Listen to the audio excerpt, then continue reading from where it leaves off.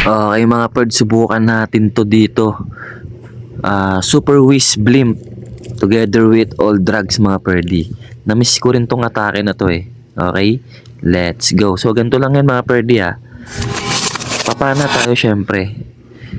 Lagi tayong papana kapag mga ganyan. Yan. So panain natin yan. Oh, isa lang naman. Walang problema doon. Dahil meron naman dito sa kabila. Babanatan ng queen yan, ng king yan. Tapos, syempre, eto na yan mga perdi. Lava Hound together with Blimp 1. Tapos, kapag malapit na yan sa gitna mga perdi, unahan nyo na ng Imbi. Yan, kunyari yan. Yan, unahan nyo na ng Imbi, tapos clone. Yan, unahan nyo na. Kasi, mabilis lang mamatay ang wizard. Yan. Mabilis lang mamatay yan. Kaya kailangan maligtas natin. Pero grabe bumanat yan. Kita nyo? Grabe bumanat yan mga bird. Yan. Kahit isa lang sila dyan. Yan. Diba? Ubos. Limas eh. Kita nyo kung gaano ano yan? Oh, limas. So, ano mang gagawin natin? Patayin muna natin to. Yan.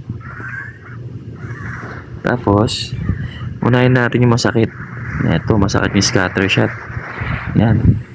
Tapos, yan. Yan na. Maghintay na lang tayo ng 3S dyan, mga perdi.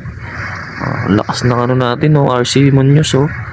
Grabe, tigas ng RC Munoz, mga perdi, no? Ito, para maglamawabos yung oras. Kapag na natin yung mga pang-clear. Kapag pwede lang pag yung clear dito. Yan. Siyempre, iwas tayo sa may mga kalaban. Yan. Buti naghiwalay yung dragon. Yan din yung maganda sa dragon eh. Kapag magki-clear na naghihiwalay. Yan. So dito na yan, oh, di ba? Basic. Grabe yung value ng nakuha ng Super Wizard, no? Grabe yung pailaw, no? Panis eh. Ayos. Ayos na. Di ba? Na-miss ko lang din tong atake na to. Effective to sa TH11 to 13 eh. Alright? Alright.